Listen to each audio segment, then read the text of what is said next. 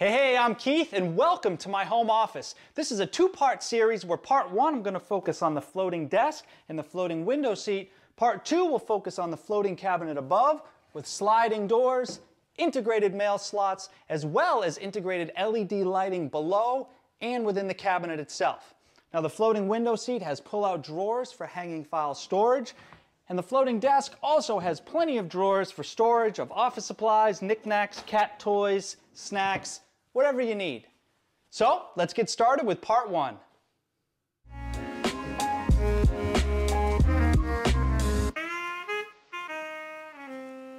Now here's the original SketchUp drawing that I did with the desk and window seat all integrated and built in between the cabinet and the window and the floating shelves above. Now the first thing I built, and I didn't catch it on camera unfortunately, was the carcass for the floating window seat, which was all done out of 3/4 inch plywood and screwed to the wall using these 4-inch Timberlock deck fasteners. Once that was attached to the wall, I could get started on the face frame, which was made out of rift-sawn white oak. I used the domino to attach this to avoid any nail holes. I don't mind putting nail holes in paint grade material because those will get patched and painted over. But when working with solid wood, sometimes it's a little harder to disguise those nail holes, even with wood filler. So I got my two end stiles scribed to the wall and installed first, and then I could work on all my rails. I used the domino for this as well, and ultimately, people, it's not completely necessary. Like I said, you could just use nails and fill them, it's fine, or if you want to use biscuits, or I could have even pocket screwed them from the top. That would have been an option, because those would be covered up by the top. Then I could finish up the rest of the stiles, get those glued up, and install the face frame in one big shazam. Hey, and there's little Jerry. Guys, that's Jerry at 7 months old. Look at little Jerry. Always wanted to be a part of the action, even when he was a kitten. And if you're wondering what those big holes are on those dividers, it's so I could get a clamp in there and clamp on the face frame while the glue dried. Next up was the top on the window seat, which I'm using 3/4 inch white oak plywood. I'm going to rip it to width, and then I'm going to cover it with hardwood edge banding on the front. To do this, I'm going to cut a long rabbet down a piece of rift-sawn white oak, which gives you something like this. So this covers the edge of the plywood and gives me an integrated face frame as well. So I run some glue over the whole length, and then I just start clamping. I grab them all, every clamp I have, and the slow squeeze. Oops, somehow got a green one mixed in there. So most of the time I farm out the drawers that I have made for projects, but on this one I decided to make them myself using 5/8 of an inch Baltic birch plywood. I'm using the Porter Cable dovetail jig, the 4216, and I know some people have difficulty with tear out using plywood in a dovetail jig, but the real key is to make sure that you have a piece on the ends backing up those pins and tails so you don't get any tear out. Then I could set my fence at 1/2 inch and cut a dado to accept the drawer bottom. Now, since I'm using Bloom undermount slides, that has to be 1/2 inch from the bottom in order to ensure that your groove goes right through the middle or inside a pin and a tail. There takes some forethought in planning out the height of your drawers to the jig. Then I could square them up, drop the bottom in, and glue this thing up. And I will admit, this fit is a little tighter than I wanted it to be, as you can see from the whack-a-mole pounding that I had to give it. But fit in. Little sand in the glue to fill in any voids, and a test fit. And a soft close. With the drawer boxes complete, I could work on the drawer fronts. Now this window seat is 106 inches long, which is longer than an 8-foot piece of plywood, and I wanted continuous grain running all the way across. Luckily, the sheet that I had a book match basically contained in it, so I could rip it down the middle and then still end up with a pretty good-looking flow of grain down the entire length of the window seat. Now, I'm using green tape as an auxiliary splinter guard. Now, with the track saw, yes, the left side of the blade creates a splinter-free cut, but the right side does not. And since these are sequential drawer fronts, I wanted a perfect cut on the right because that becomes my finished cut for the next drawer down the line. Hopefully that makes sense. Then I could cut them to height or rip them to width, either way. And then I'm using white oak edge banding to go all the way around. I did not want to use hardwood edge banding and worry about mitering all those corners. This iron-on edge banding was a nice match to the material I had. Just using a little iron and then burnishing it on there. Then I could cut off the excess. I did the other sides and then trim all the way around using a chisel. And then sand everything flushy flush. I like to hand sand all the edges just to ease those and take any sharp edges off and any kind of adhesive residue squeeze out that might be remaining. Now I could work on getting those drawer fronts installed. My preferred method is double-sided tape, both on the drawer front and the drawer. And then I'm using 3/32 of an inch spacers all the way around to give me my reveal. Push it in place, get a nice tight seal there, and then gently back it out. Come on. There we go. Then I could clamp that and drive some screws home to secure it. And then just make my way down the line, adhering the other drawer fronts, keeping mind of my 3/32 reveal all the way around.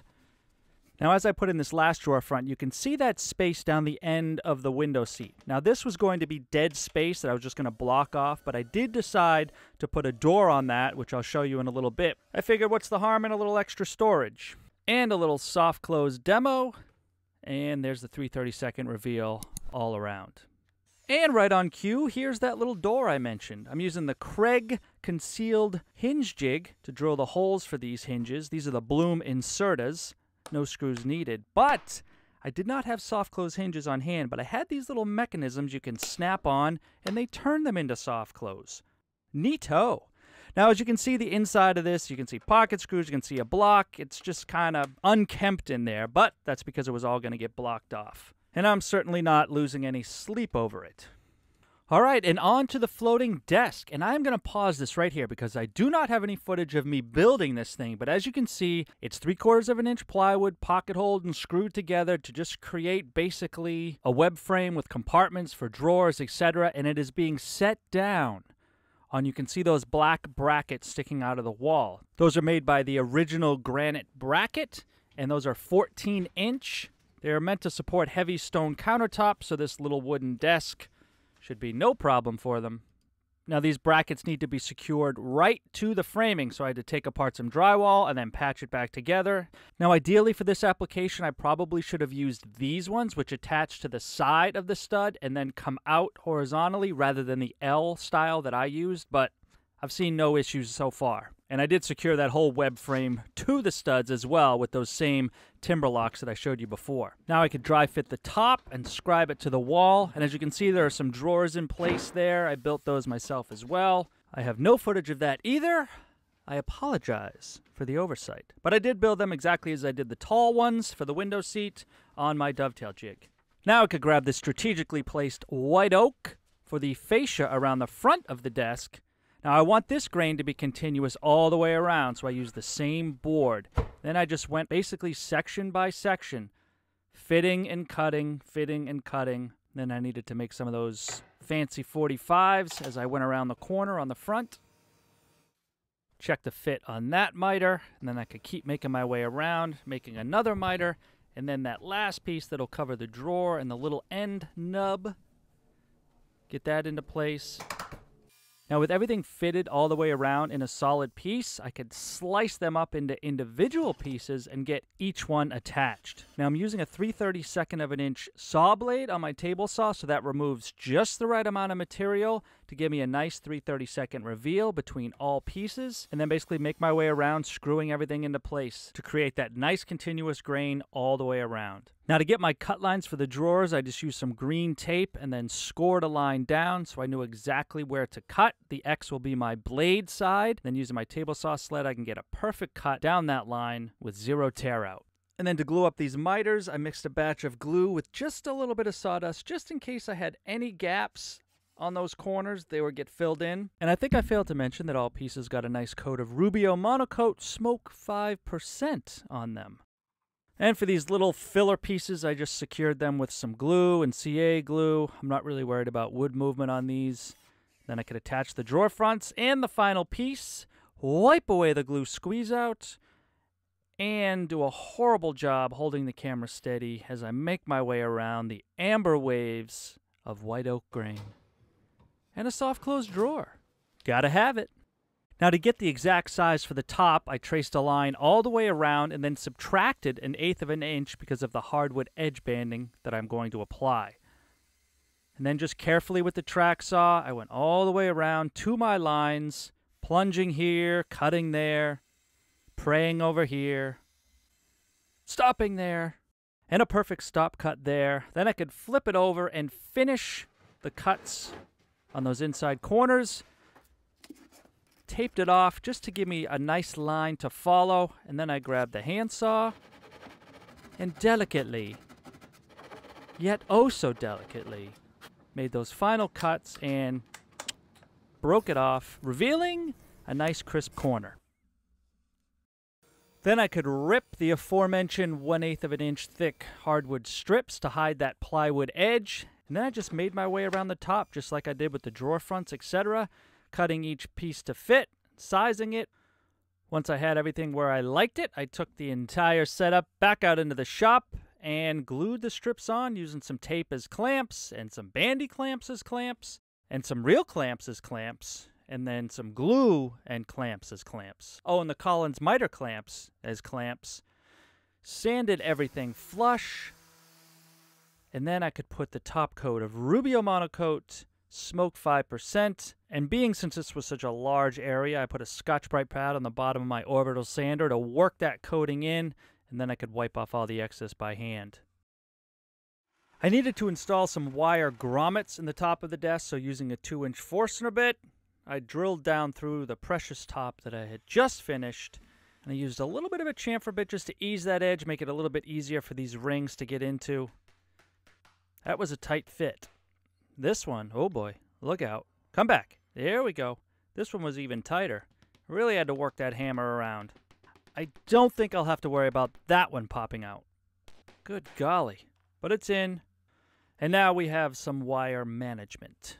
Next up, we're going back to the drawers to install some hardware. This is the Bloom Metafile system, which is a nice little system for hanging file folders. Screw in these little plastic holders and cut the metal bars to size. And then these little sleeves fit over, snap into place, and then cover those brackets. Nice and concealed. There's also a plastic sleeve that you can cut to length to fit over those metal bars, so you don't have to look at that. Jerry, what are you doing? Now, if you're one of those people that digitizes everything and has no hanging file folders, you can use these for any kind of storage. Pillows, blankets, military K-rations, yoga mats, Pepperidge Farm cookies, hay bales, whatever you want to keep hidden. Well, that's going to put a wrap on this one, folks. Thanks so much for watching, and please stay tuned for part 2 of this home office build series, which will be coming out very soon. So be sure to subscribe and hit that notification bell so you don't miss it.